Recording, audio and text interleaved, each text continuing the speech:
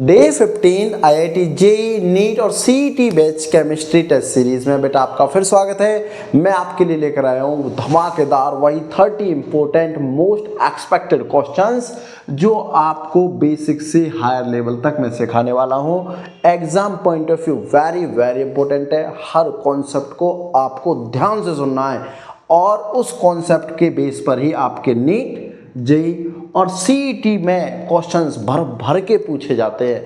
तो बेटा वीडियो बिल्कुल स्किप मत करना और बेसिक से लेकर हायर लेवल तक केमिस्ट्री अगर सीखनी है तो बेटा सही प्लेटफॉर्म पर आप आए हो। तो यहाँ मैं लूँगा आपके लिए 30 इंपॉर्टेंट क्वेश्चंस बेटा, ठीक है। 3 पार्ट में डिवाइड करूँगा, ऑर्गेनिक, इनऑर्गेनिक और फिजिकल। तीनों को इक्वल इंपॉर्टेंस दूंगा ताकि आपको लगे कि yes this is the right platform. Okay, तो चलो पहला क्वेश्चन आपके लिए ये रहा। क्वेश्चन नंबर 1 क्या कह रहा है गाइस, जल्दी से जल्दी देखो और आंसर करने का ट्राई करो, फटाफट करो बेटा। क्या कह रहा है कि ये कोई रिएक्शन है, the number of CN ion involve in the balance equation is. इसमें कितने CN आयन इन्वॉल्व हो रहे हैं ये आपको बताना है। देखो कैसे करोगे, अगर आप देख रहे हो कि यहाँ CN2 है तो मैं अगर 2 लिख दूं तो आंसर 2 आएगा, लेकिन ये बैलेंस तो नहीं है बेटा इक्वेशन। कैसे? क्योंकि यहाँ OH एक है और यहाँ H2 और ये है बेटा। बैलेंस करो फटाफट हाइड्रोजन को। हाइड्रोजन कितना हुआ 1, लेकिन यहाँ कितने 2। तो मुझे ऐसा कुछ करना है, अगर मैं यहाँ 2 लिख दूँ 2 ऑक्सीजन हो जाएंगे, लेकिन यहाँ 3 है। अगर मैं यहाँ 4 लिख दूँ 4 ऑक्सीजन और 4 ये, और यहाँ पर भी 2 लिख दूँ तो 4 हाइड्रोजन हो गए बेटा, और 2 और 2 4 ये हो गए। ठीक है, देखो हो गया भैया, आंसर हो गया। कैसे? 4 ये H2 टूटा है बेटा और 4 OH निकले, इसको तो 4 इलेक्ट्रॉन लेकर भर गया।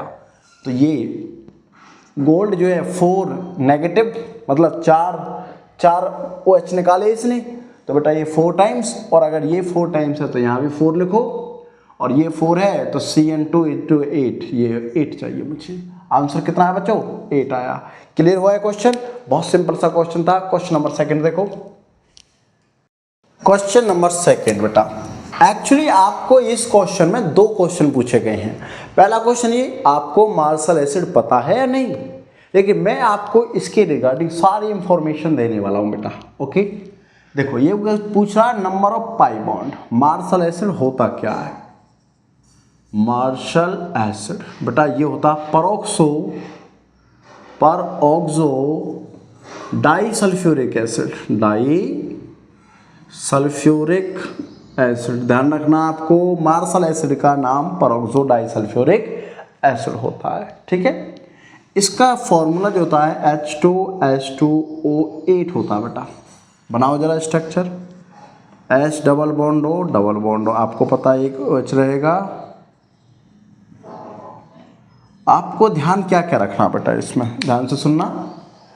इसमें एक परऑक्सो लिंकेज होती है, ये वाली सल्फर के बीच की, SOOS। मैंने पिछले क्वेश्चन में भी लिया था यही क्वेश्चन, ठीक है, लेकिन कुछ अलग तरीके से था, लेकिन यहाँ कुछ अलग टाइप से आया है।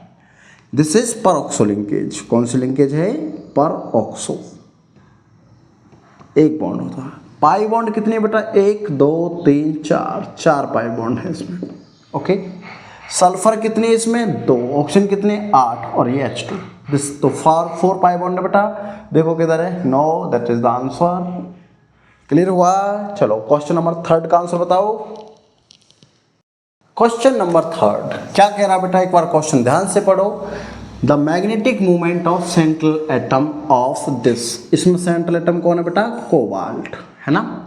पहले आप जब भी मैग्नेटिक मूवमेंट पूछा जाए या डायमैग्नेटिक, पैरामैग्नेटिक, कोई सा भी कैरेक्टर पूछा जाए, अनपेयर्ड इलेक्ट्रॉन पूछा जाए या CFSC पूछी जाए, आप सबसे पहले उसका ऑक्सीडेशन स्टेट निकालिए।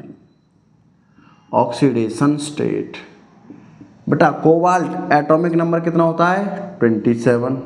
कॉन्फ़िगरेशन करो जरा, आर्गन 18 4s2 3d7। बनाना क्या बेटा? +3, क्योंकि ये तो न्यूट्रल होता है, तो कोबाल्ट पर चार्ज क्या है? +3। तो कोबाल्ट +3 अगर हम बनाएंगे तो बेटा 2 इलेक्ट्रॉन यहाँ से निकलेंगे, एक यहाँ से, क्योंकि +3 चार्ज है, 3 इलेक्ट्रॉन रिलीज करने हैं, ठीक है। क्या आएगा? 4s0 और 3d6। ओके, अब मुझे ये देखना है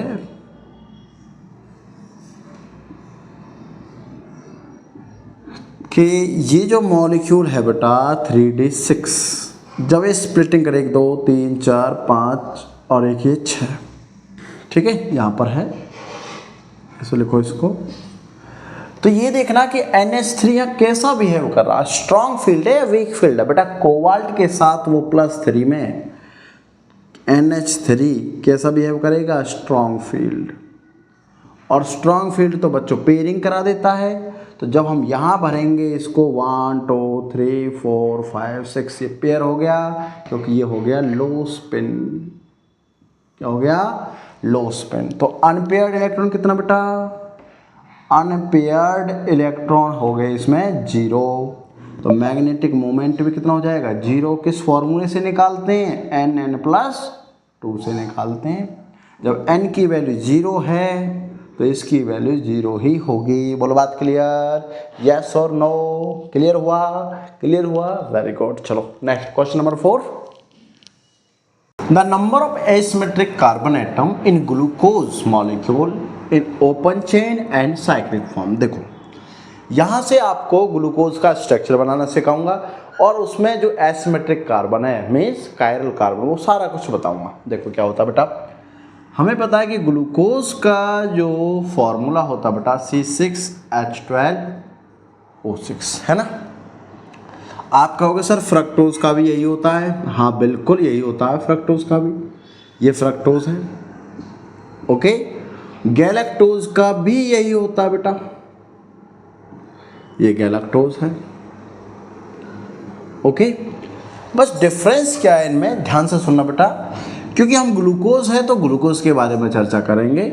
इसमें होता है बेटा एल्डिहाइड फंक्शनल ग्रुप। कौन सा ग्रुप होता है, एल्डिहाइड फंक्शनल ग्रुप।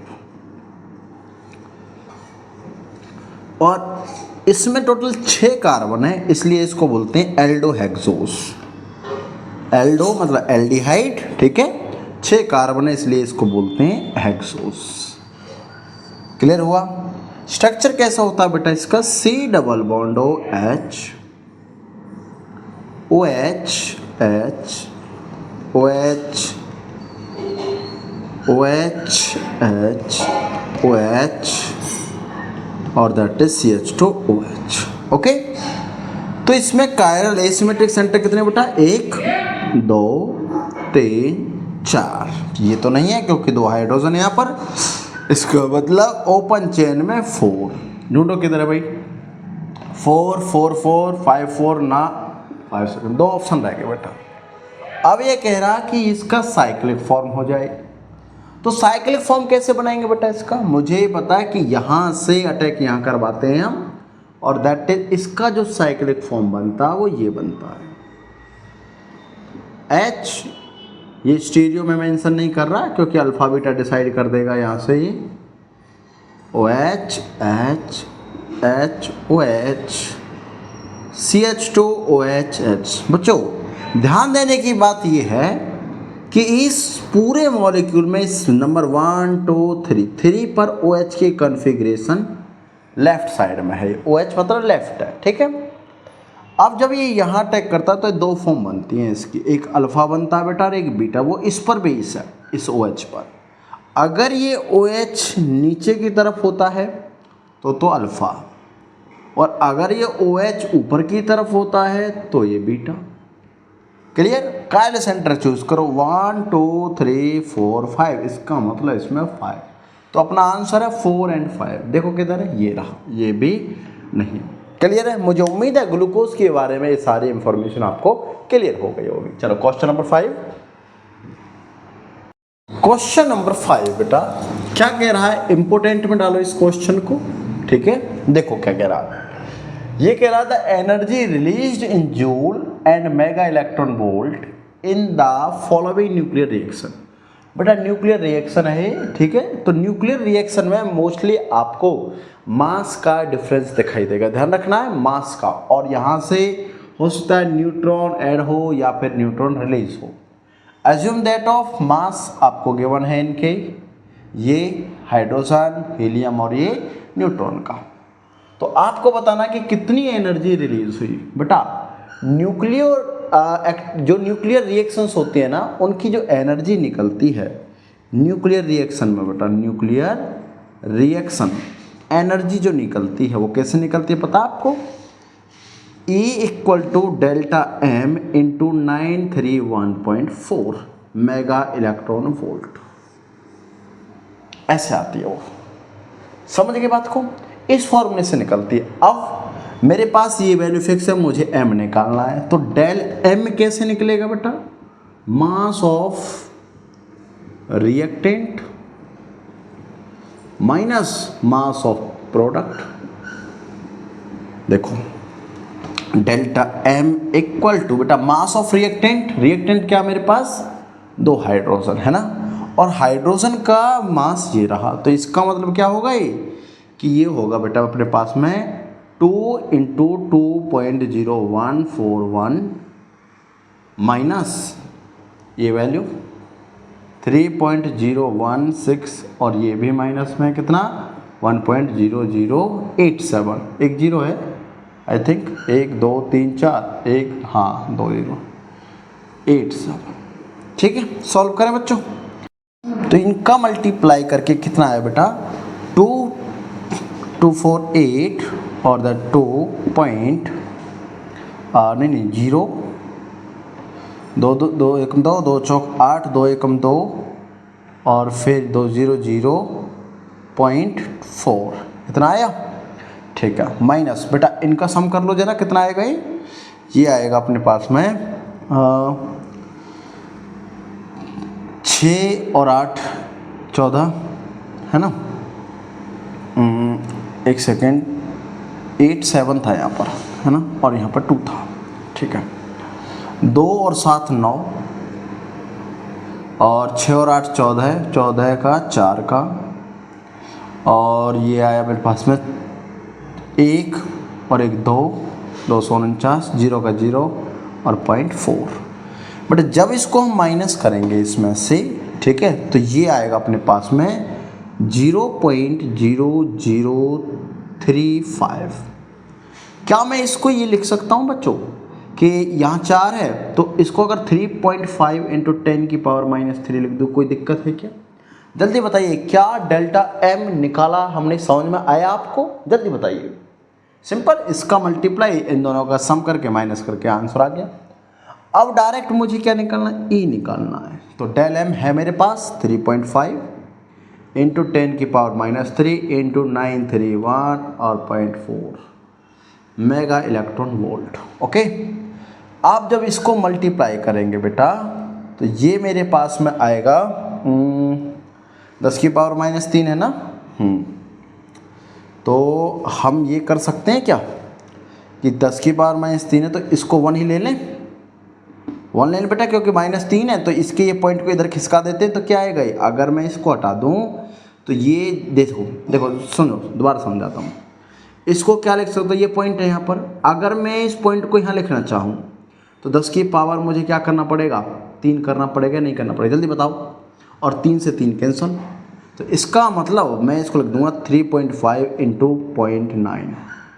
ओके, और जब इसको आप मल्टीप्लाई करोगे तो ये आएगा 3.2, कितना 3.2, मतलब 35 से इसको मल्टीप्लाई करो 0.9 को तो 3.2।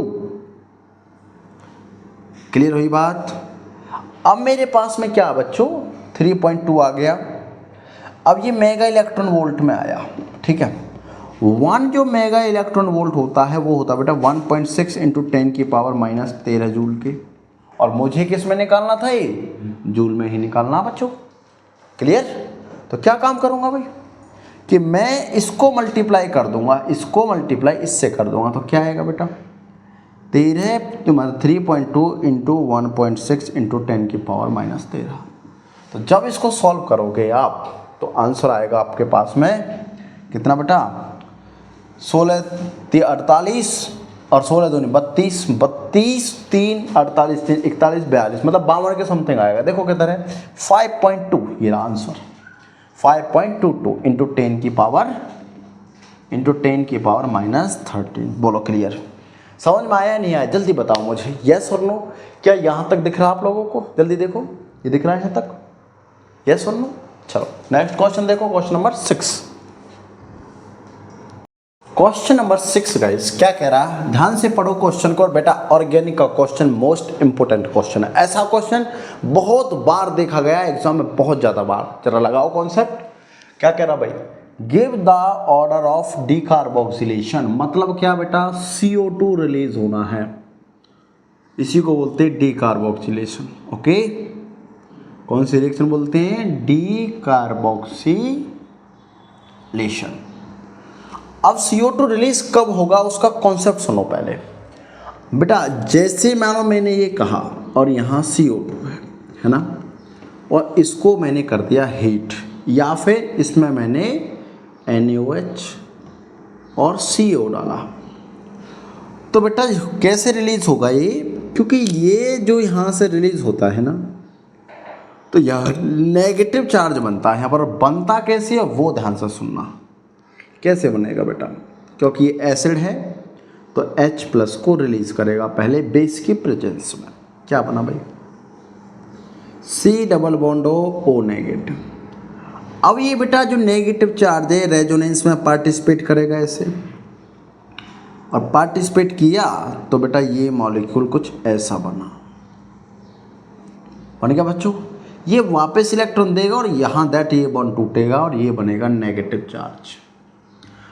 अब क्या कॉन्सेप्ट है बेटा कि नेगेटिव तो बन गया, ये नेगेटिव चार्ज स्टेबल होना चाहिए। क्या होना चाहिए? स्टेबल। नेगेटिव चार्ज जो होगा वो क्या होना चाहिए बेटा? चार्ज स्टेबलाइज्ड होना चाहिए। और अब आपको पता स्टेबिलिटी के रूल कि माइनस को माइनस वाले ग्रुप ही स्टेबल करते हैं, यस और नो। चलो अगर ये यहाँ से जाए नेगेटिव चार्ज NO2, बहुत अच्छा, माइनस है, बहुत अच्छा, इसका मतलब फोर्थ सबसे पहले आएगा। ये ऑप्शन हटाओ, ये ऑप्शन रहने दो, ये ऑप्शन हटाओ, ये ऑप्शन रहने हटाओ। चलो आंसर हो गया भाई तुम्हारा, एक ही ऑप्शन से आंसर, ठीक है। और देखो फर्स्ट यहाँ पर तो +M है, ये मतलब +M नहीं, सॉरी, ये +I ग्रुप है लेकिन नहीं हटेगा। यहाँ पर इस CH2 का, क्योंकि ये sp2 है तो -I लगेगा, और यहाँ 2 मॉलिक्यूल है और जल्दी होगा इससे बाद में, दैट इज आंसर। क्लियर है? कॉन्सेप्ट क्लियर हो गया होगा। चलो question number 7। Question number 7 guys क्या कह रहा है, if weight of non volatile solute urea, मतलब कुछ नॉन वॉलेटाइल सॉल्यूट है जिसका नाम क्या है? यूरिया। अब समझ में आ गया होगा आपको क्या कहना चाह रहा है, क्योंकि नॉन वॉलेटाइल सॉल्यूट बोल दिया, volatile. Be dissolve 100 gram of water in order to decrease vapour pressure butter 25%, मतलब 25% वेपर प्रेशर क्या हुआ? डिक्रीज। इसका मतलब मैं समझ सकता हूँ कि जो रॉल्स लॉ के अकॉर्डिंग क्या होता है बेटा? रॉल्स लॉ क्या होता है कि वेपर जो प्रेशर होता है P0 minus P upon P0 equal to किस पे डिपेंड करता है बेटा? वो X2 mole fraction of solute, mole fraction of solute. ये डिक्रीज है प्रेशर कितने परसेंट बेटा? 25%। 25% को मैं क्या लिख सकता हूँ? 1/4 लिख सकता हूँ या नहीं? जल्दी बोलो, यस और नो। तो मैंने 1/4 लिखा इक्वल टू X2। अब बच्चों X2 कैसे निकलता है उसकी देखते हैं हम, है ना। X2 कैसे कंसिडर किया जाएगा बच्चों? X2 number of moles of solute upon N1 plus N2 total number of moles of components. Clear? तो N2 कैसे निकलता है बेटा? वेट, मॉलिक्यूलर वेट किसका? सॉल्यूट का, अपॉन N1 फिर से है W1 M1 plus W2 M2। ये 1/4 है, पहले मैं इसको देखता हूँ क्या रखूँगा बच्चों? 1/4 इक्वल टू वेट कितना है इसका? मुझे कैलकुलेट करना वेट ऑफ सॉल्यूट, ठीक है, अपॉन M2 कितना बेटा? इसका NH2CO NH2, देखो ये 12 और ये 16, 28 और ये 16 और ये भी 16, कितना हो गया 32 और ये टोटल हो गया कितना 60। इसका मतलब ये आ गया 60 अपॉन W1 कितना बेटा, वेट ऑफ सॉल्वेंट कितना 100 बाई 18 मॉलिकुलर वेट प्लस फिर से W अपॉन 60।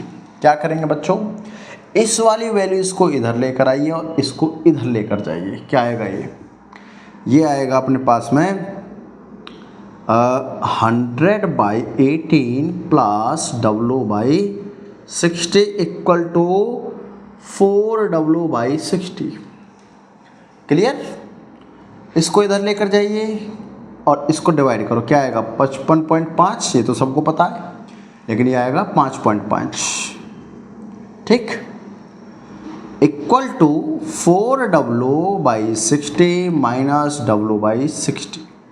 क्या आएगा बेटा ये आया अपने पास में 5.5 इक्वल टू कितना आया 3W बाई 60 और ये 3 से 20 बार 20 30 और 2 से इसको मल्टीप्लाई कर दो, क्या आएगा 20 पंजे 100 और 20 पंजे 100 और 110, इसका मतलब 110 और 11 है ना 110 110, ये आया आंसर। ठीक है, तो ढूंढो जरा किधर है बेटा, ये पॉइंट लगाओ, ये रहा पॉइंट आएगा, तो 111 है कहीं 111, 9 ये रहा, ये भी नहीं है, ये भी नहीं, that is the answer. Clear है, सिंपल क्वेश्चन था, बस आपको परसेंटेज में फंसाया गया था। क्लियर हुआ, चलो क्वेश्चन नंबर 8 देखो। क्वेश्चन नंबर 8 क्या कह रहा guys, the effective atomic number of a metal carbonyl 36। बेटा मेटल कार्बन इस टाइप के क्वेश्चन बहुत आसान होते हैं जिसमें इफेक्टिव एटॉमिक नंबर गिवन हो। ठीक है, कह रहा 36 और कह रहा एटॉमिक नंबर 26 है, तो वैल्यू ऑफ एक्स बताइए क्या है। देखो बात सुनो पहले कि उसने बोला इफेक्टिव एटॉमिक नंबर 36, ये तो फिक्स है बेटा कि नोबल गैस के बराबर ही एटॉमिक इफेक्टिव एटॉमिक नंबर आता है, या तो 36 आएगा या फिर 54 आएगा। क्लियर रहेगी बात। अब क्या है कि कैसे पता करें, देखो बेटा जो यहाँ लीगेंड होगा ना वो तो होगा डोनर, आपको पता होना चाहिए कितना इलेक्ट्रॉन डोनेट कर रहा है, और यहाँ जो मेटल रहेगा वो उसका एटॉमिक नंबर, मतलब उसमें आप इलेक्ट्रॉन्स काउंट कीजिए, बस हो जाएगा आंसर, और उसके इक्वल रख दीजिए जो भी यहाँ पर इफेक्टिव एटॉमिक नंबर आएगा। यही मैं करने वाला हूँ। देखो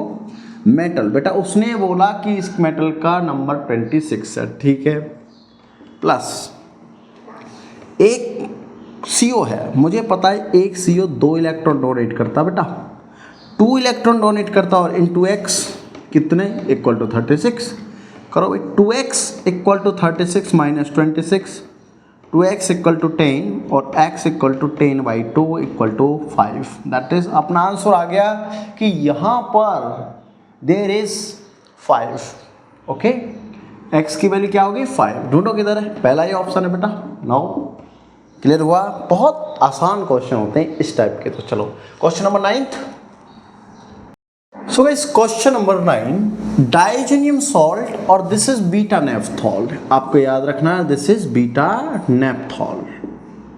ओके, कई बच्चों में ये कंफ्यूजन रहता है सर बीटा नेफ्थॉल क्या, this is beta naphthol. Base के प्रेजेंस में एक प्रोडक्ट बना है, आपको बताना वो प्रोडक्ट होगा क्या। बेटा देखो हमें ये पता ना कि ये जो मॉलिक्यूल्स है ये ऑर्थो पैरा से रिएक्शन करता है फिनोल, पता है ना सबको भाई, फिनोल जो है ये ऑर्थो पैरा से रिएक्शन करता है, या तो यहाँ से या यहाँ से। अब पैरा तो इसकी ऑलरेडी ऑक्यूपाई है, और ये बेंजीन के रेस्पेक्ट में भी ऑर्थो, तो यहाँ से रिएक्शन होगा। क्लियर बात, और यहाँ से रिएक्शन होगा तो मुझे पता है ये डाई फॉर्मेशन है, रिएक्शन डाई फॉर्मेशन। और कौन सी डाई बनाएगी बेटा, ऑरेंज डाई। आप पहचानोगे कैसे सर ऑरेंज डाई है, क्योंकि जब भी OH लगा रहे तो समझ लेना कि ऑरेंज डाई की बात हो रही है। समझ गए बात को। चलो तो बेटा ऑप्शन देखो, इस पोजीशन पर लगा होना चाहिए ये मॉलिक्यूल N, देखो किधर है, और तो यस हो गया आंसर। 9 ऑक्सीजन आया, 9 ऑक्सीजन आया, 9, दैट इज द आंसर, एक ही स्टेप में आंसर हो गया अगर आपको पता है कि बीटा नेफ्थॉल से कौन सी डाई बनती है, ऑरेंज डाई बनती है। चलो question number 10। Question number 10 guys क्या कह रहा था, ईएमएफ ऑफ सेल, बेटा एक सेल गिवन है अपने को, ठीक है। अच्छा, क्या आप इस सेल को देखकर ये बता सकते हो कि कितने इलेक्ट्रॉन का क्या हो रहा है, ट्रांसफर हो रहा होगा, कितने इलेक्ट्रॉन का एक्सचेंज हो रहा होगा। देखो जिंक से जिंक 2+, इसका मतलब 2 इलेक्ट्रॉन का है ना, 2 इलेक्ट्रॉन का इसमें ट्रांसफर हो रहा है। टेम्परेचर गिवन है बेटा इज, आपको ई की वैल्यू गिवन है। द टेम्परेचर कोएफिशिएंट ईएमएफ, ओहो, टेम्परेचर कोएफिशिएंट की वैल्यू भी गिवन है। Heat of reaction for change take place in the cell, बेटा हीट, टेम्परेचर कोएफिशिएंट और ई मतलब क्या मेरे पास में ईएमएफ, इनका एक रिलेशन है जिसको बोलते हैं गिब्स हेल्महोल्ट्ज इक्वेशन। क्या बोलते हैं बेटा, गिब्स हेल्महोल्ट्ज इक्वेशन, ओके।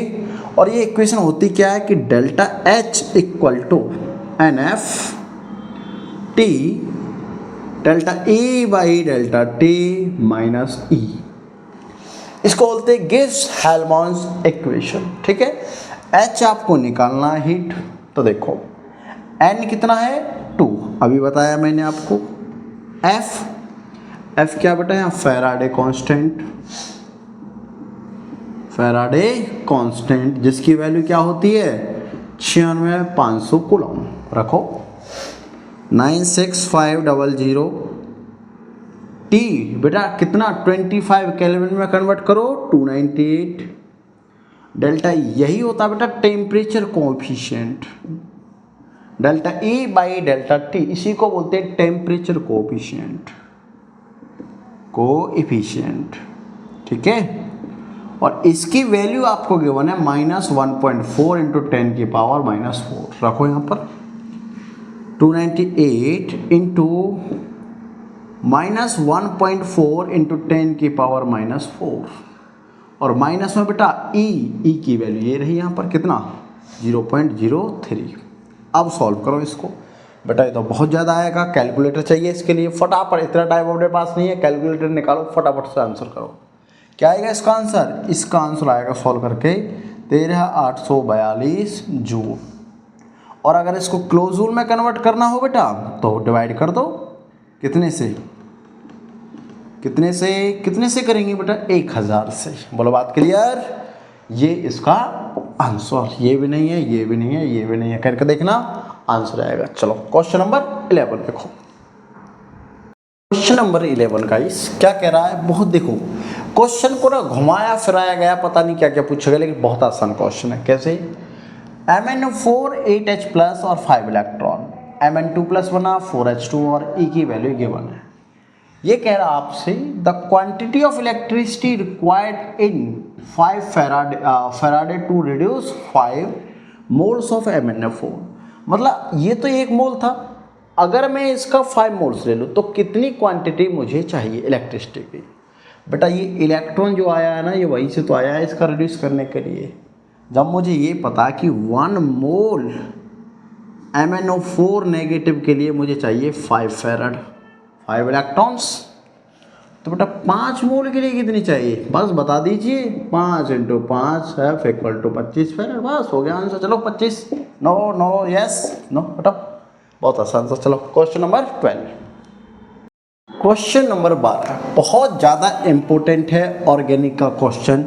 बेटा जब भी तुम्हें ऐसा क्वेश्चन दिखे और रिंग एक्सपेंड हो तो समझ जाना रिंग एक्सपेंड होगी।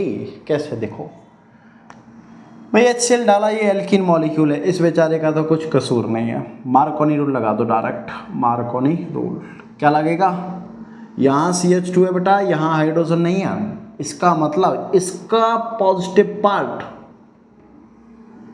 पार्ट वहाँ लगेगा जहाँ हाइड्रोजन ज़्यादा, नेगेटिव पार्ट वहाँ लगेगा जहाँ हाइड्रोजन कम है। तो क्या बनेगा ये, जल्दी बताइए, क्या ये मॉलिक्यूल ऐसा बना, बोलो बोलो बोलो बोलो जल्दी, CH3 और यहाँ पॉजिटिव आ गया, बोलो यस टर्सरी कार्बोकेटाइन, तो क्या ये रिंग एक्सपेंड होगी बेटा, ये टूटेगा यहाँ से और ये इधर 1 2 3 4 5 6 नंबरिंग कर दिया, रिंग एक्सपेंड कर दो, ये हो गया 6 मेंबर।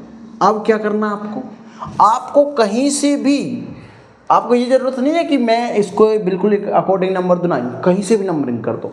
चलो मैं यहाँ से कर रहा हूँ 1 2 3 4 5 6। ध्यान से देखना भाई, 1 पर एक CH3 ऊपर लगा है ना, इसी वन से, और एक CH3 इधर लगा है, ये लो लगा दिए भाई। 2 से मैंने बॉन्ड को तोड़ा और एक CH3 वहाँ भी लगा है, ये लो। बोल बात क्लियर हो गया, और तो कहीं नहीं है। टर्सरी कार्बोकेटाइन है ये, कौन सा है, टर्सरी, तो क्लोरीन नेगेटिव यही लगेगा। ढूंढो C, एक कार्बन पर 2 CH3 होने चाहिए और एक CH3 पर ये होना चाहिए। देखो 5 मेंबर हटाओ, 5 मेंबर है, इसको भी हटाओ, 6 6, यहाँ तो 2 ही CH3, यहाँ 2 और 1, that is the answer. Clear है, ऑर्गेनिक तो तोड़ देंगे बेटा। चलो question number 13। Question number 13 guys क्या कह रहा है, specific rate constant of decomposition of N2O5 is 0.08 minute inverse. बेटा रेट कांस्टेंट मतलब K की वैल्यू 0.08 मिनट इनवर्स। आप यूनिट से देखकर बता सकते हो किस ऑर्डर की रिएक्शन है। This is first order, yes और नो, ठीक है। अगर volume of O2 collected after 20 minutes is 16 ml, मतलब मुझे 20 मिनट्स बाद 16 ml मिल रहा है, लेकिन इनिशियली नहीं पता, मतलब V infinity. That would be collected at the end reaction NO2 form is dissolve in CCl4, तो मतलब कितना उसमें वो NO2 जो है वो डिजॉल्व हो रहा था, जो फॉर्म हुआ किसमें, CCl4 में। क्या करेंगे भाई, क्या करेंगे, मुझे ये पता है कि K equal to 2.303/T log V infinity minus V होता है VT होता है बेटा। वैल्यूज रखो, K की वैल्यू कितनी है बच्चों, 0.008 इंटू T को इधर लेकर जाओ ऊपर, क्या आएगा बेटा, T कितना है 20 अपॉन 2.303 लेकर आओ equal to log V infinity upon V infinity minus VT। बेटा VT कितना मिला मुझे, 16 ml। चलो सॉल्व करें बेटा, 2 8 16, अगर ये 16 आ रहा है और कितने के बाद पॉइंट आएगा 3, एक जीरो यहाँ आएगी 160, तो ये आएगा 0.016 है ना, बाई 2.303 क्या है ये, equal to log V infinity by V infinity 16। बेटा लॉग को इधर लेकर जाओ तो एंटी लॉग चढ़ेगा, मतलब पहले इसको डिवाइड करो, डिवाइड करोगे तो ये जो वैल्यू आएगी ना बेटा, ये जो वैल्यू 0.06947 इक्वल टू कितना है ये, लॉग, सॉरी लॉग हट गया, क्या बेटा V infinity minus VT, VT V कितना 16 है ना। अच्छा लॉग तो अभी रहेगा ना, लॉग नहीं हटाया मैंने अभी, ठीक है। अब क्या करना बेटा, लॉग जब इधर जाता तो एंटी लॉग बनता है, तो ये 10 की पावर हो जाता है, एंटी लॉग नहीं एक्सपोनेंस, मतलब 10 की पावर चढ़ेगा, ठीक है। लॉग जब इधर जाएगा तो एंटी लॉग, मतलब ये 10 की पावर चढ़ेगा, तो हम क्या लिख सकते हैं इसको, V infinity by V infinity minus 16 equal to 10 की पावर 0.06947। क्लियर है ये बात, यहाँ तक क्लियर हुआ बेटा, कोई दिक्कत नहीं है। चलो ये वैल्यू कितनी आएगी बेटा, इसको किधर करें, इसको चलो यहीं कर देते हैं थोड़ा थोड़ा सा, और क्या है भाई, ये आएगी वैल्यू अपने पास में 1.1 समथिंग आएगी, equal to V infinity by V infinity minus 16। बेटा करो आगे solve, V infinity equal to 1.1 V infinity minus 16, ठीक है। जब इसको हम सॉल्व करेंगे तो v infinity equal to 1.1 v infinity minus 16 से करो, 16 एकम 16, 16 एक 17, तो ये आया बेटा 16 एकम 16 6, 16 एकम 16 17, तो ये आया 17.6।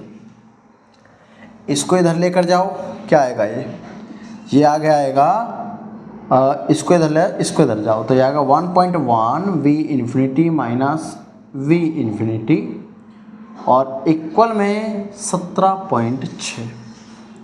क्लियर बेटा?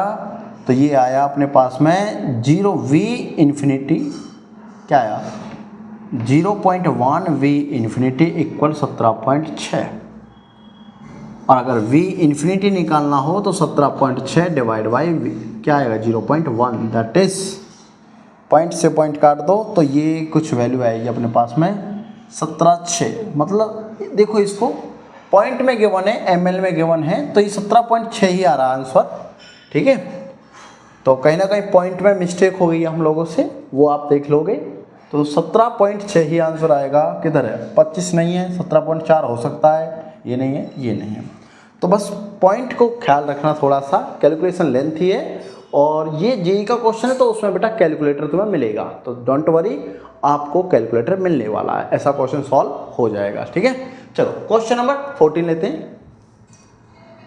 क्वेश्चन नंबर 14 गाइस क्या कह रहा बेटा, नाइट्रोबेंजीन है और ये कुछ रिएजेंट मुझे गिवन है, और इन रिएजेंट से ना ये प्रोडक्ट बना बेटा डी, तो आपको डी प्रोडक्ट बताना कि डी प्रोडक्ट एक्चुअल में बना क्या है। देखो कैसे बेटा, H2PD सबका वर्क सीखेंगे, ध्यान रखना। H2PD रिड्यूसिंग एजेंट है बेटा, रिड्यूसिंग एजेंट। ठीक है, इसका मतलब ये इसको बनाएगा क्या चीज, NH2। अब इसका मतलब फाइनल में ये है मॉलिक्यूल सी स्थित, तो NH2 तो आंसर नहीं, ये तो यही बन गया, एक खत्म अपना। इसमें डाला बेटा NaNO2, ध्यान रखना, ये मैं हर बार सिखाता हूं, दिस डाई एजोटाइजेशन। और क्या बनता है डाई एजोटाइजेशन में, डाई एजोनियम सॉल्ट, ये बन गया बेटा B। ओके, अब इसमें डाला CuCN, कौन सी रिएक्शन है बेटा, दिस इज सेंडमेयर रिएक्शन, और क्या बनेगा, ये बनेगा बेंजोनाइट्रिल, और देन इसी में हाइड्रोलिसिस कर दिया गया कंप्लीट, और दैट इज ये बनेगा कार्बोक्सिलिक एसिड। ध्यान रखना, साइनाइड में अगर H3O+ डाल दे तो कंप्लीट हाइड्रोलिसिस होता है, जो उसको कार्बोक्सिलिक एसिड बनाएगा। नोटो के तरह भाई, ये तो हमने पहले ही हटा दिया था, अमीन नहीं है, एल्डिहाइड नहीं है, this is the answer. Clear हुआ? नेक्स्ट क्वेश्चन नंबर 15 चेक करो। क्वेश्चन नंबर 15 गाइस क्या कह रहा, क्वेश्चन नंबर 15 बेटा ध्यान से एक बार क्वेश्चन को पढ़ना, लेंथी क्वेश्चन है लेकिन इजी है, स्टेप बाय स्टेप चलोगे तो क्वेश्चन आसान बनेगा। देखो क्या कह रहा, volume of N2 are required, मतलब आपको वॉल्यूम चाहिए। ठीक है, for a monolayer on surface of iron catalyst is, मतलब ये वॉल्यूम उसका गिवन है, ये चाहिए ना, ये वॉल्यूम उसका गिवन है बेटा। वॉल्यूम कितना गिवन है, 8.15 ml पर ग्राम। ठीक है, of the adsorbent, the surface area of 100 gram adsorbent if each nitrogen molecule occupy, मतलब एक नाइट्रोजन मॉलिक्यूल्स 1.6 इंटू 10 की पावर -22 वॉल्यूम को ऑक्यूपाई करता है। तो ये कह रहा कि जो मैंने नाइट्रोजन का ये वॉल्यूम लिया था, इस वॉल्यूम में कितने मॉलिक्यूल और कितना एरिया को ऑक्यूपाई कर पाएंगे। बात समझ में आ गई? देखो कैसे करना बेटा, मुझे ये पता है इसमें P गिवन है, क्या P गिवन है, क्या NTP बेटा, NTP गिवन है, इसका मतलब P 1 ATM होगा, है ना। T कितना होगा, 273 केल्विन होगा। ठीक है, नॉर्मल टेम्परेचर प्रेशर दिया। ठीक है, तो आइडियल गैस इक्वेशन क्या कहती है बेटा, PV इक्वल टू nRT। मुझे N ही तो निकालना है यहाँ पर कि कितने नंबर ऑफ मॉलिक्यूल्स हैं उसमें, कैसे निकालोगे, PV by RT equal to N। बेटा P 1 इंटू V कितना, 15 अपॉन आर कितना बेटा यहाँ पर 0.0821 इंटू टी कितना 273 इक्वल टू एन, और कितना आएगा बेटा ये एन आएगा 3.64 इंटू 10 की पावर -4, ये अपना एन आया। क्लियर। अब जब एन ये आया है मेरे पास में, तो बेटा मुझे total number of molecules in 3.6 into 10 की पावर -4 मोल्स, इसमें कितने होंगे? तो बेटा क्या मैं इसको मल्टीप्लाई कर दूं Na से? बोलो यस और नो। और जब मैं मल्टीप्लाई करूंगा Na से इसको, तो बेटा क्या आएगा ये 3.6 इंटू 10 की पावर -4 इंटू 6.62 इंटू 10 की पावर 23, तो ये कुछ वैल्यू आएगी बेटा कितनी? ये आएगी आपकी वैल्यू 2.19 इंटू 10 की पावर 20। समझ गए होंगे बेटा कि पहले मैंने मोल्स निकाला गैस का, इसमें ये निकाल दिया आइडियल गैस से, और उस मोल्स में मैंने निकाले कितने नंबर ऑफ मॉलिक्यूल्स हैं। अब टोटल नंबर ऑफ मॉलिक्यूल्स ये हैं। अब सुनना बात बेटा, एक मॉलिक्यूल्स के लिए कितनी चाहिए? 16 इंटू 10 की पावर -22। तो इतने मॉलिक्यूल्स के लिए कितनी चाहिए? 2.19 इंटू 10 की पावर 22 के लिए कितनी चाहिए? 16 इंटू 10 की पावर -22 इंटू 2.19 इंटू 10 की पावर 20 इक्वल टू, ये वैल्यू आएगी बेटा 0.35। ठीक है, 35 0 पॉइंट समथिंग आएगा, ये 10 की पावर -1 है। ठीक है, 0.35 2 ही है। और बेटा अगर मैं इसको इसमें लिखूं तो ये क्या आएगा? 35 इंटू 10 की पावर -2। क्लियर है? तो इसका मतलब 35 अपना आंसर आ रहा। ढूंढो कितना है? 42। No, that is the answer. Clear. बस कैलकुलेशन थी, कैलकुलेटर आपके हाथ में होगा। जेई वालों के लिए तो आसान है। चलो question number 16। Question number 16 guys क्या कह रहा बेटा? There are 2 common oxides of sulphur, मतलब सल्फर के यहाँ पर 2 ऑक्साइड्स हैं। ठीक है, one of which contain 50% O2 and other 60% by weight. देखो मान लो ये पहला ऑक्साइड बेटा, ठीक है, और ये ऑक्साइड सेकेंड। लेकिन अब पहले में 50% O2 है, तो बेटा 50% क्या रहेगा उसमें? सल्फर रहेगा। सेकंड में 60% O2 है, तो 40% क्या रहेगा उसमें? सल्फर रहेगा। यहां तक क्लियर? आगे बढ़ो भाई। The weight of sulphur which combine with 1 gram of O2 are in the ratio. तो वेट ऑफ सल्फर आपको बताना है। चलो देखो, पहले की इसमें बताना है मुझे, तो मैं क्या करूंगा भाई? Weight of sulphur equal to, बेटा क्या करेंगे इसको? Weight of sulphur by oxygen. तो 50 ये है तो 50 ये होगा, इसका मतलब ये तो है 1। ठीक है, ये 1 ग्राम हमने कंसीडर किया। यहाँ कितना कंसीडर करेंगे बेटा? कैसे निकालेंगे? Wait of sulphur in second oxide क्या आएगा बेटा? Wait of sulphur by weight of oxygen. तो बेटा सल्फर 40 और ऑक्सीजन कितना? 60। करो इसको सॉल्व, क्या आएगा? 0.6 है ना, 6 और यहाँ पे बच्चे कितने? 4, फिर से 6, मतलब 6-7 आएगा ये। तो बेटा वेट का जो रेशियो आया वो आया 1:0.67। अब ये वाला रेशियो तो इसमें कहीं नहीं है, तो हम एक ऐसे कॉमन नंबर से मल्टीप्लाई करेंगे जिससे ये वाला जो पॉइंट और डेसिमल में जो है ये किस में आ जाए? एक अपने पॉजिटिव नंबर में आ जाए। तो क्या करें बच्चों? देखो 6 18 तो 2 आ सकता है, 3 से अगर मल्टीप्लाई करें, है ना, मल्टीप्लाई बोथ साइड 3 और 3, 3 1 3, 3 7 21, 3 6 18 और 2 20। क्लियर। तो 3:2 होना चाहिए आंसर। देखो किधर है बेटा, नहीं नहीं नहीं, that is the answer. Clear है। बहुत ज़्यादा इंपॉर्टेंट क्वेश्चन था बेटा। ऐसा क्वेश्चन अभी मैंने सल्फर के साथ समझाया आपको, हो सकता है ऐसा क्वेश्चन कार्बन के साथ आ जाए, हो सकता है ऐसा क्वेश्चन नाइट्रोजन के साथ आ जाए, लेकिन आपको ध्यान रखना है कि सॉल्व कैसे करना है। ठीक है, चलो क्वेश्चन नंबर 17। क्वेश्चन नंबर 17 बेटा क्या कह रहा है, which pair of species having identical shape. मतलब आपको बताना है identical shape. Clear, shape identical होना चाहिए। देखो सबसे पहले हम हाइब्रिडाइजेशन निकालेंगे और देन हाइब्रिडाइजेशन के बेस पर हम उसकी शेप डिटरमाइन करेंगे। ठीक है, देखो कैसे भाई, हमें पता है BeCl2 और HCF2 और CO2। ओहो, बात तो बन गई भाई, बात तो यहीं बन गई। कैसे, देखो BeCl2 अगर देखा जाए तो हाइब्रिडाइजेशन क्या होती है इसकी, sp2, इसकी sp है ना। HeF2 की क्या होती है, sp3d, और CO2 की क्या होती है, sp।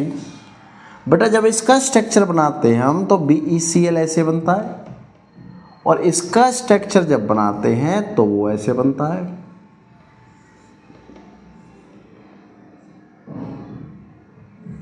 ठीक, CO2 का आप जो जानते ही हो लीनियर होता है। तो हमसे ना हाइब्रिडाइजेशन नहीं पूछा उसने पूछा हमसे शेप के बारे में। तो हाइब्रिडाइजेशन के अकॉर्डिंग हम शेप निकालते, लेकिन कैसे, तब भी हमें ऐसे ही लिखना पड़ता हो। ठीक है, तो इसकी हाइब्रिडेशन ये, तो शेप ये है इसकी। तो सारी शेप लीनियर है बेटा, ये भी लीनियर, ये भी लीनियर और ये भी लीनियर। मुझे लगता है आंसर तो यही हो गया आपका, लेकिन फिर भी चेक करते हैं। ठीक है, देखो यहाँ आते हैं बेटा, HCF4 कैसे बनता है, यहाँ लॉन पेयर, यहाँ लॉन पेयर, इधर फ्लोरीन, इधर फ्लोरीन, इधर फ्लोरीन। अब ये तो बन गया क्या अपने पास में, स्क्वायर प्लेनर, लेकिन ये तो टेट्राहेड्रल है ना, तो ये शेप नहीं है। और ये क्या होता है SF4 बेटा, सीसो। ध्यान रखना आपको, सीसो कैसा होता है, ऐसे होता है। This is seesaw shape. ठीक है, और ये टेट्राहेड्रल आपको पता ही है। यहाँ पर BCl3 प्लेनर, लेकिन ये क्या पिरामिडल, और ये क्या यहाँ से फिर से टेट्राहेड्रल है ना, लेकिन पिरामिडल ही बनाएगा ये भी।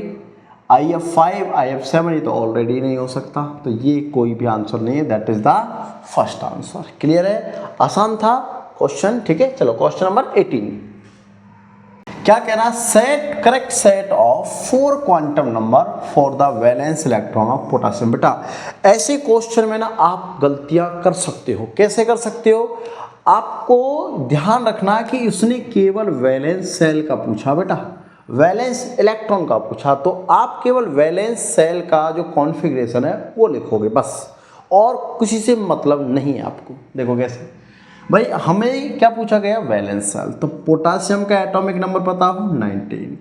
बेटा आपको ये पता है ना कि 19 है, तो आर्गन कितना होता है 18। तो आर्गन के बाद जो होता है वो 4s1 ही तो आता है, क्योंकि 3 तक तो यहाँ कंप्लीट। इसका मतलब 4s1, तो बेटा इसमें n की वैल्यू तो 4 हो गई। ठीक है, प्रिंसिपल क्वांटम नंबर हो गया। l की वैल्यू क्या हो गई इसमें बेटा, ls है यहाँ पर, तो ये 0 हो गया। m की वैल्यू भी 0, और बेटा एक इलेक्ट्रॉन है इसमें, स्पिन हो गया इसका 1/2। बात समझ में ढूंढो, फोर्थ होना चाहिए n। देखो यहाँ 5 हटाओ, यहाँ 4 तक चलेगा। ठीक है, l और m दोनों 0, ये 1 1 है, ये दोनों 0, यस ये 1 है, और ये हटाओ 1 आया, इसका मतलब ये p है, लेकिन हमारे पास p नहीं है, ये s होना चाहिए। चलो क्वेश्चन नंबर 19 देखो, क्वेश्चन बहुत ज़्यादा इंपॉर्टेंट है, और ऐसा क्वेश्चन अगर देखोगे तो आप इसमें तुक्के लगाओगे डायरेक्ट, मुझे पता आप इसका आंसर नहीं बता पाओगे। पढ़ा है तो कमेंट सेक्शन में आंसर कर दो, और नहीं पढ़ा है ध्यान से देखना। बहुत ज़्यादा मैं कहूँगा ये मोस्ट इम्पोर्टेंट क्वेश्चन है बेटा ऐसा, क्योंकि ऐसे क्वेश्चन अगर आए तो तुक्के ही लगाओगे, वरना नहीं कर पाओगे। देखो कैसे, ये सोचना पड़ेगा, इसमें आपकी बहुत ज़्यादा थिंकिंग की ज़रूरत है। क्वेश्चन हो जाएगा, लेकिन बहुत ज़्यादा सोचना पड़ेगा। कैसे, what pressure of H2 would be required to make EMF। ये कह रहा प्रेशर क्या होगा, हाइड्रोजन इलेक्ट्रोड जीरो, EMF क्या है उसका जीरो इन प्योर वाटर, बस ये बताना है। ठीक है, देखो कैसे करेंगे बेटा। हमें ये पता है जब हाइड्रोजन इलेक्ट्रोड हम बनाते हैं तो उसमें 2H प्लस 2 इलेक्ट्रॉन उसको मिलते हैं, दैट इज वो H2 गैस रिलीज होती है वहाँ से। बोलो यही होता है, यस। अब जब मैं EMF लिखता हूँ बेटा, EMF है ना, E equal to E not minus 0.591/n log product की कॉन्सेंट्रेशन, मतलब ये प्रेशर, इस पर प्रेशर निकालना है मुझे इस गैस पर, अपॉन किसका बेटा, हाइड्रोजन का। चलो क्लियर बात। अब ये कह रहा है ये कहाँ से आया बेटा, ये वाटर से आया। किससे आया है, वाटर से। अगर वाटर से आया है तो वाटर में H प्लस और OH नेगेटिव है, तो इस H प्लस की कॉन्सेंट्रेशन कितनी है, न्यूट्रल है वाटर तो 0, 10⁻7 रखो जरा। इसने कहा इलेक्ट्रोड जीरो है ना, इलेक्ट्रोड पोटेंशियल क्या है उसका जीरो, तो यहाँ भी जीरो रखो, 0 equal to 0 minus 0.591/n। n की वैल्यू क्या है, इलेक्ट्रॉन कितने इसमें बेटा, जल्दी बताओ मुझे, इलेक्ट्रॉन कितने,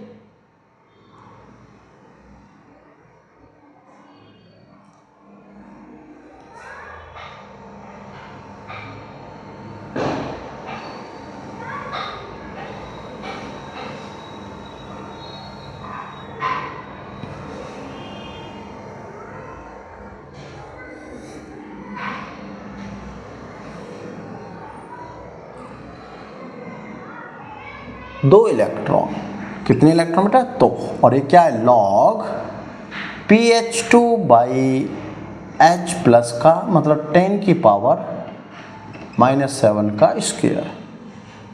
बेटा ये तो जीरो है, जब ये वैल्यू इसकी मल्टीप्लाई में इधर जाएगी तो ये भी जीरो हो जाएगी, यस और नो, ये वैल्यू इधर जाएगी जीरो, तो क्या मैं ये लिख सकता हूँ इसको कि 0 इक्वल टू लॉग pH2/10 की पावर कितना हो गया बेटा, 14, यस और नो, आंसर आ गया होगा, समझ गए होंगे क्या करने वाला है बेटा। लॉग 0 किसकी वैल्यू होती है, log 1 की, तो log 1 equal to log pH2/10 की पावर -4, लॉग से लॉग कैंसल, इसका मतलब pH2 इक्वल टू बेटा 10 की पावर -14 की मल्टीप्लाई 1 से कीजिए, 10 की power -14, that is the answer. निकल गया प्रेशर। इसीलिए मैंने कहा था कि आप बहुत ज़्यादा कॉन्सेंट्रेट होकर इसको सीखो, ताकि ऐसा क्वेश्चन आए तो फटाफट से आंसर हो जाए, ठीक है, वरना आप इसको सोच ही नहीं सकते थे कि होगा कैसे, ये क्या करना है इसमें, तो ये ऐसे होगा, ठीक है। चलो तो आंसर किधर है बेटा, ये तो 1 है, no, that is the answer, हटाओ, क्लियर हुआ। चलो क्वेश्चन नंबर 20 देखो। क्वेश्चन नंबर 20 बेटा क्या कह रहा है, which of the following represent log PVS log V variation by Boyle's law. आपको पता है बॉयल्स लॉ क्या होता है, बॉयलेज लॉ क्या होता है, बॉयलेज लॉ बेटा is a PV equal to constant, ये होता बेटा, या फिर मैं ये कह दूं कि P inversely proportional to volume. Clear बात, PV इक्वल टू कॉन्स्टेंट होता है ना, PV इक्वल टू कॉन्स्टेंट। अगर मैं ये लिख दूं इससे कि PV equal to K constant है, और इसको इधर ले जाए बेटा, P इक्वल टू क्या आएगा, K माइनस V, दोनों तरफ लॉक कर दो। देखो अगर मैं इसकी इक्वेशन बनाऊं क्या बनेगा बेटा, वो बनेगा y इक्वल टू, तो ये तो क्या मेरे पास में x नहीं c माइनस mx, तो x क्या डिक्रीजिंग प्लॉट, v डिक्रीज है, वैसे तो यहाँ से भी पता लग रहा है मुझे, ये इंक्रीज होगा तो ये डिक्रीज होगा, तो देखो x क्या आ रहा है, डिक्रीजिंग में आ रहा है, माइनस में है डिक्रीजिंग में, तो ढूंढो p हाई होना चाहिए, x डिक्रीज होना चाहिए, नहीं भाई ये तो नहीं है, ये भी नहीं है, ये भी नहीं है, दैट इज द आंसर, ये हाई है और ये डिक्रीज होता जा रहा है, क्लियर रहा। चलो नेक्स्ट क्वेश्चन नंबर 21, बहुत ज़्यादा इंपॉर्टेंट क्वेश्चन है बेटा 20 नंबर 1, ठीक है, product of the following reaction, इसका प्रोडक्ट बताना। देखो मैं इस क्वेश्चन को बिल्कुल तोड़ कर सिखाने वाला हूँ, कैसे बेटा, ये एक मॉलिक्यूल है ना, इसमें डाला गया NaNH2। क्या डाला गया? NaNH2। पहले समझो, दिस इज स्ट्रॉन्ग बेस। क्या है? Strong base. और ये बेंजीन बनाएगा। यहाँ पर ध्यान रखना आपको, जब भी ये बेंजीन में यूज होना और हेलोजन लगा हो या कोई लीविंग ग्रुप लगा हो, तो ये मोस्टली बेंजीन बनाने के काम आता है। किसके काम आता है? बेंजीन। ठीक है, बेंजीन फॉर्मेशन, बेंजीन इंटरमीडिएट। अब कैसे बनाएंगे इंटरमीडिएट, ध्यान से देखते रहना बेटा। ये OH हो गया, यहाँ ब्रोमीन था। ठीक है, हमने डाला NaNH2। This is the strong base. तो ये इस पोजीशन से हाइड्रोजन को खींच देगा बेटा। जब हाइड्रोजन जाएगा तो नेगेटिव चार्ज आएगा। क्या ये मॉलिक्यूल कुछ ऐसा बनेगा बच्चों? ये यहां पर बॉन्डिंग में पार्टिसिपेट, ब्रोमीन बाहर, और that is benzene form. This is benzene. अब मोस्ट इंपोर्टेंट पॉइंट अब है बेटा, जो यहां पर NH3 बना है, ये वाला H लेकर गया NH2 NH3, ये क्या काम करेगा? ये रिएक्शन बेटा यहां भी कर सकता है, यहां भी कर सकता है। ध्यान सुनने की बात है। ठीक है, देखो ये कैसा ग्रुप है बेटा? ये है डोनर, इसमें तो +M है, यस और नो? तो प्लस वाला अगर प्लस चार्ज ऊपर रहे तो ही ज़्यादा स्टेबल होगा भाई। यहाँ अगर प्लस हो जाए, एक तो पॉइंट ये है, एक पॉइंट ये है कि यहाँ प्लस हो जाए, तो कौन से चार्ज को ज़्यादा स्टेबल करेगा? जो इसके पास रहेगा, तो इसको स्टेबल करेगा। इसका मतलब यहाँ पॉजिटिव होना चाहिए और यहाँ बनेगा नेगेटिव। और कैसे बनेगा? ये NH3 सीधे यहाँ इलेक्ट्रॉन देगा और ये इधर। दैट इज आंसर आया बेटा ये OH, मतलब यहाँ लगा NH2, और यहाँ जब ये यहाँ जब नेगेटिव जाएगा तो जो H ये छोड़ेगा वो H यहाँ आ जाएगा। ढूंढो आंसर भाई, किधर है? No no no, that is the answer. Clear रहा? चलो next question number 22। Question number 22 क्या कह रहा है बेटा? क्वेश्चन पढ़ो। The work done when 2 moles of hydrogen expand isothermally. बेटा आइसोथर्मली एक्सपेंड हो रही है। ठीक है, कितने से? 15 लीटर से 50। कांस्टेंट प्रेशर है 1 atm। तो आपको बताना वर्क डन, और किस में बताना बेटा? ओहो, ये तो सारी वैल्यू कैलोरी में है। यूनिट चेंज करना, मेन क्वेश्चन तो यूनिट चेंज का। देखो वर्क डन आइसोथर्मली क्या होता है बेटा? Work done isothermally W = -P external V2 - V1। ठीक है, P एक्सटर्नल तो 1 रखा हुआ है इन्होंने। ठीक है, V2 कितना बेटा? 50 - 15। ओके, किस पे लिया है? ATM पर।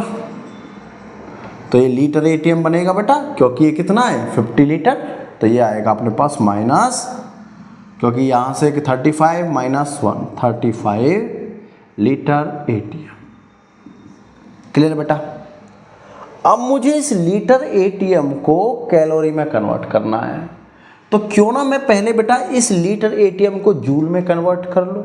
जूल में कन्वर्ट कर लेते भाई। ठीक है, मुझे ये पता है वी नो डेट, याद रखनी बेटा ये बात, 1 लीटर ATM = 101.3 क्या? जूल। 1 लीटर ATM में इतने जूल होते हैं, तो इतने लीटर ATM में कितना होगा बेटा? ठीक है, तो -35 लीटर ATM में कितना होगा बेटा? 35 × 101.3 जूल = ये आएगा बेटा 35 45 - 5 जूल। आ गया भाई जूल में। अब मैं इस जूल को कैलोरी में कन्वर्ट आसानी से कर सकता हूं। कैसे? मुझे ये भी पता है वी नो डेट कि 1 जूल सॉरी 1 जूल नहीं, 1 कैलोरी = कितने की? 4.184 जूल की होता है। या मैं आपसे कह दूं कि इतने में इतना होता है तो इतने में कितना होगा? सिंपल सी बात है। क्या करना पड़ेगा भाई? डिवाइड करना पड़ेगा कि 1 कैलोरी के लिए इतना जूल लगता है। उल्टा कर लो कि इतने जूल के लिए कितनी कैलोरी बेटा? 1 कैलोरी। तो 1 जूल के लिए कितना होगा 1/4.184 इंटू इतने के लिए कितना होगा 3545.5 जूल। बोलो बात क्लियर, बात क्लियर बेटा।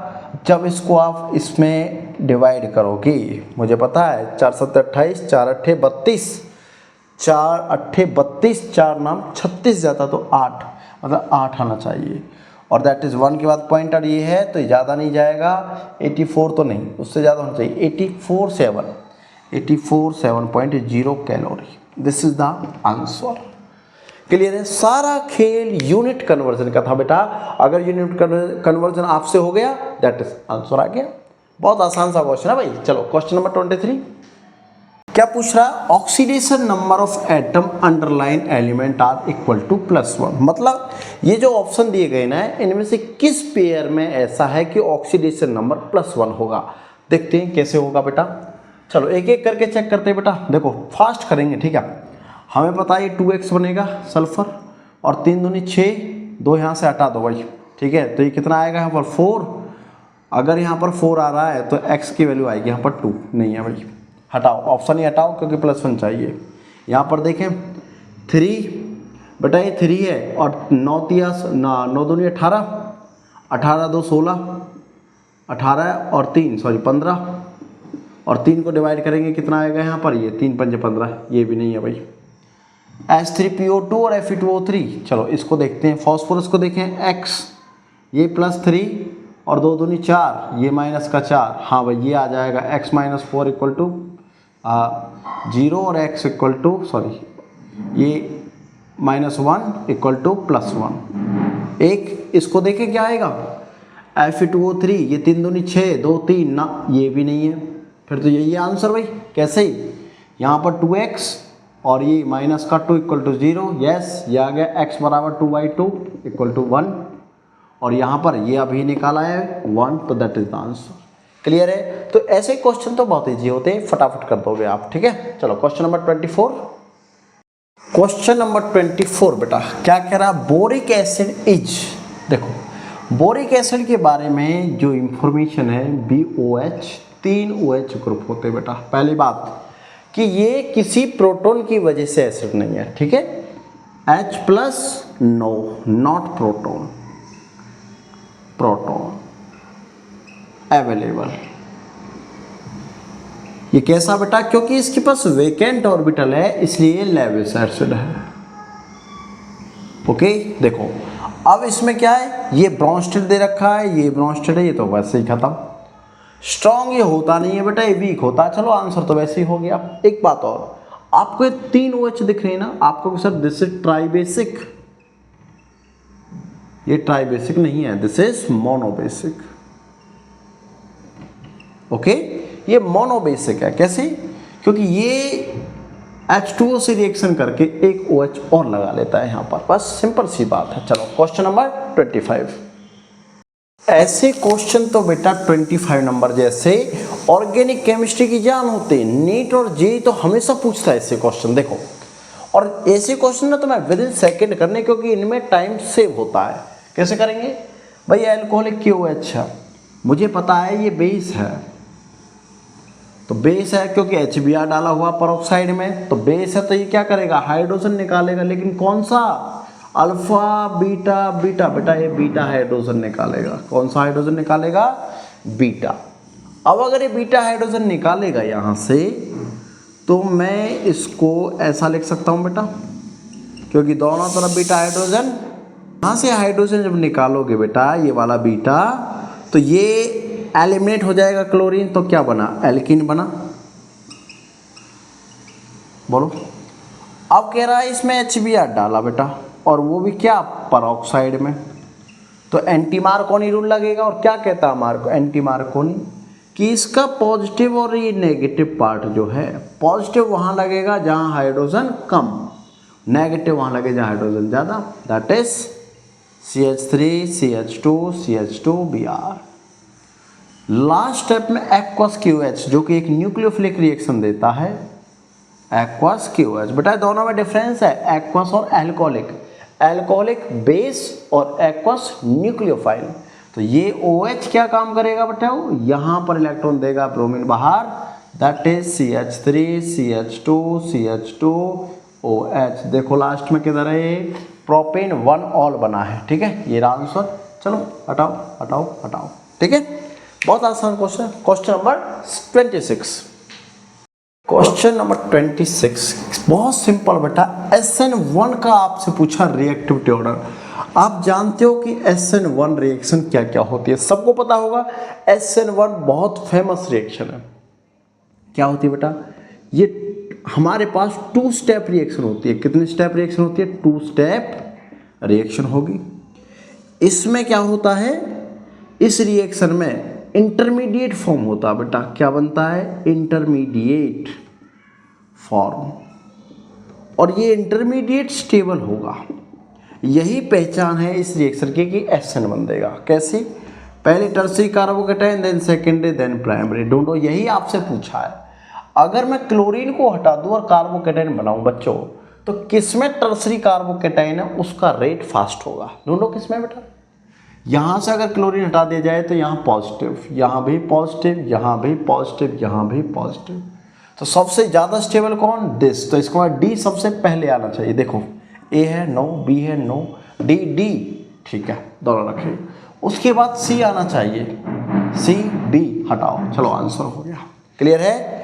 चलो next question number 27। Question number 27 बेटा इंपोर्टेंट में डालो इसको, बहुत ज़्यादा इंपोर्टेंट। देखो कौन सी रिएक्शन है, सबसे पहले रिएक्शन पहचानो बेटा। 2 कार्बोनिल और base, this is aldol condensation. Aldol condensation, ये इसकी पहचान है बेटा कि 2 कार्बोनिल होंगे और दोनों कार्बोनिल क्या से अल्फा हाइड्रोजन कंटेंट है, ठीक है। इसके पास भी अल्फा है और इसके पास भी अल्फा है। अब ये कह रहा है कि इसके साथ हीट किया गया। बेटा आपको ये पता होना चाहिए, देखो डायरेक्ट भी आंसर आता है कई बार। कैसे, कि आपको एल्डोल का प्रोडक्ट पता हो, क्या बनता है, अल्फा बीटा अनसैचुरेटेड कार्बोनिल। मैंने कार्बोनिल क्यों लिखा बेटा, अगर यहाँ कीटोन है तो कीटोन लिखेंगे, एल्डिहाइड है तो एल्डिहाइड लिखेंगे, ठीक है। चलो देखो, और रिंग स्टेबल होनी चाहिए भाई। कई बार क्या होता है, एक में 4 मेंबर रिंग बन रही होगी और एक में 6, तो हम 6 मेंबर रिंग प्रेफर करेंगे, ठीक है। जो रिंग मोर स्टेबल वो रिंग यहाँ पर बनेगी, वरना रिएक्शन गलत है, गलत है, समझे।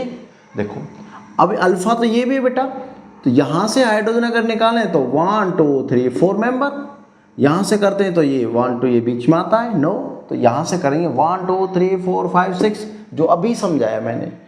तो बेटा कैसे करते हैं इसको, देखो मैं आपको ट्रिक सिखाता हूँ डायरेक्ट। एक H छोड़ो, 2 H को ऐसे लिखो, लिख दिया।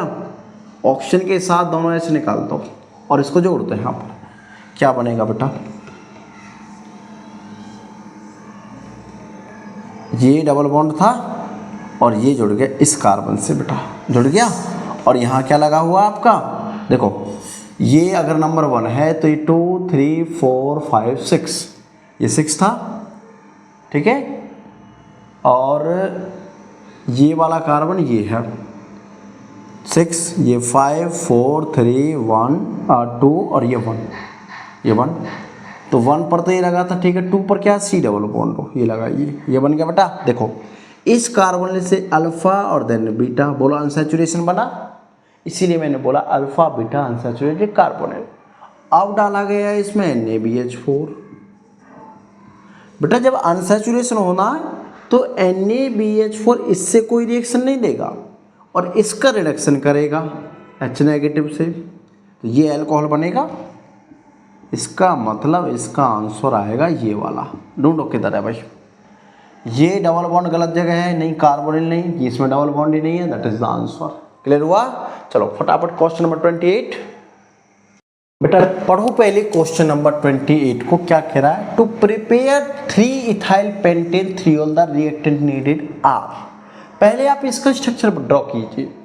क्या लिखा है उसने, पेंटेन। चलो ये बन गया, पेंटेन बन गया बेटा। नंबरिंग कर दो, कहीं से कर दो, वो आपकी चॉइस है भाई। 1 2 3 4 5 कह रहा 3 पर ऑल है, ये लो, और 3 पर इथाइल है, चलो ये लो, ओके बन गया बेटा।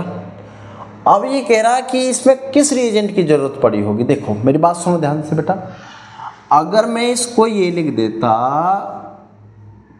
कोई दिक्कत, और मैंने इसमें ये ग्रिग्नार्ड यूज कर दिया CH3 CH2 MgBr, भाई ऐसा ही तो हुआ, ये यहाँ टेक, तो ढूंढो ये पेंटेन 2 ऑन, सॉरी 3 ऑन, और ये वाला ये है, देखो किधर है भाई, 5 कार्बन होने चाहिए, इसमें कितने, 1 2 3 4, ये तो नहीं है भाई, नहीं है, 1 2 3 4 5, हाँ 1 2 3 4 5 6, हटाओ 1 2 3 हटाओ, चलो आंसर हो गया भाई, this is the answer. Clear है, बहुत सिंपल तरीके से मैंने आंसर ढूंढ के दिया, देखो ऐसे ही सीखना आपको। चलो क्वेश्चन नंबर 29। क्वेश्चन नंबर 29 बेटा क्या कह रहा था, bond order and magnetic behaviour of O2 negative. बेटा इसकी ट्रिक आपको मैंने बहुत पहले सिखाई थी, क्या है, बॉन्ड ऑर्डर निकालना है, टोटल इलेक्ट्रॉन कितने इसमें, एक ऑक्सीजन में 8, तो 2 में कितने बेटा, इंटू 2 करो तो O2 आता है, तो इसमें भी 2 करो 16, और एक माइनस का ऐड कर दिया तो 17। अब जब 2 होता है तो बॉन्ड ऑर्डर 2, और जब 17 हो गया तो 1.5, और जब भी बॉन्ड ऑर्डर फ्रैक्शन में होगा या पॉइंट में रहेगा हमेशा क्या होता है, पैरामैग्नेटिक। क्या होता है, पैरामैग्नेटिक। ढूंढो कहाँ भाई, चलो आंसर हो गया। Last question 30। Last method for estimation of N2, the sample is heated with copper oxide। आपको पता है कॉपर ऑक्साइड के साथ सैंपल को हीट करते हैं बेटा, yes, and the gas passes, और गैस को फिर किसके थ्रू पास करते हैं हम, कॉपर ऑक्साइड नहीं, कॉपर ऑक्साइड में तो हीट करते हैं, निकिल, निकिल तो हमने नहीं पढ़ा भाई, पीडी ये भी नहीं पढ़ा, कॉपर गॉस, हाँ ये है, कॉपर गॉस से पास करते हैं सारी गैसेस को। क्लियर है बात, चलो इसका आंसर कॉपर गॉस, ये भी नहीं, ये भी नहीं, ये भी नहीं, ठीक है बेटा। एक क्वेश्चन हमसे जो थोड़ी सी एक मिस्टेक हो गई थी, किसमें, टेस्ट सीरीज 14 में, तो उसमें क्या लिख दिया था बेटा, H2S2O7 को कैरो एसिड बोल दिया था, ठीक है, जो कि गलत है। कैरो एसिड ये नहीं होता, कैरो एसिड होता है ये H2SO5, ये तो ओलियम होता है बेटा, ध्यान रखना आपको, ये क्या होता है, ओलियम, और ये क्या होता है अपना, कैरो एसिड होता है, ठीक है। बस इतनी सी बात बतानी थी, इसमें बाय मिस्टेक हो जाती है कई बार, ठीक है। तो अपनी आज की कंप्लीट हो गई है बेटा 15th सीरीज, ठीक है। फिर मिलते हैं आपके साथ डे 16 की टेस्ट सीरीज के साथ, अच्छे अच्छे बेहतरीन बेहतरीन क्वेश्चन लेंगे। जुड़े रहिए हमसे, आपकी केमिस्ट्री को बहुत ज़्यादा स्ट्रांग बनाने का प्रॉमिस मैंने किया आपसे, ठीक है। सारे क्वेश्चन कराऊंगा और एग्जाम की कमर तोड़ देनी है बेटा, टेंशन मत लो, ठीक है। चलो मिलते हैं फिर आपसे, थैंक यू वेरी मच।